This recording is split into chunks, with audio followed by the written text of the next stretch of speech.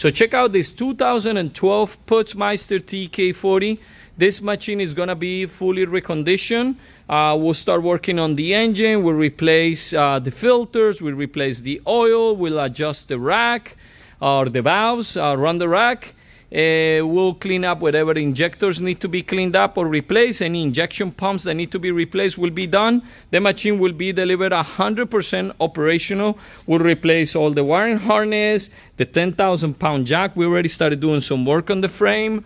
We're going to be replacing some of the aesthetics, of course. We're going to repaint the whole hood and the frame. We'll replace the tires, the brakes, the bearings, the whole thing, including the wiring harness and the lights with the fenders. That's all going to be brand new. We'll refresh the panel there. All the electronics inside of it will be brand new. All the toggle switches, the lights, the flow control, the pressure gauges, the throttle cable, the side gauge, the hydraulic oil, the hydraulic filter, the restriction gauge. All of that stuff will be brand new.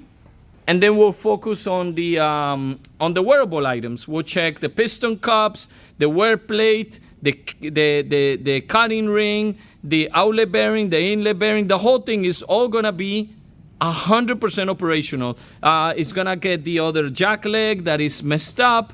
We'll make sure that the throttle head works, that the 10-pole connector works fine, that the jack inside of this works the way it's supposed to. All of this stuff will be removed and replaced for new. The bearings on the agitator, the actual agitator, that is, if it's bad, it will get replaced. The machine will be delivered 100% ready to pump concrete. Let me give you an example. So this is the way all the machines come to us. Every single pump that arrives basically comes in the same condition. Every machine we have.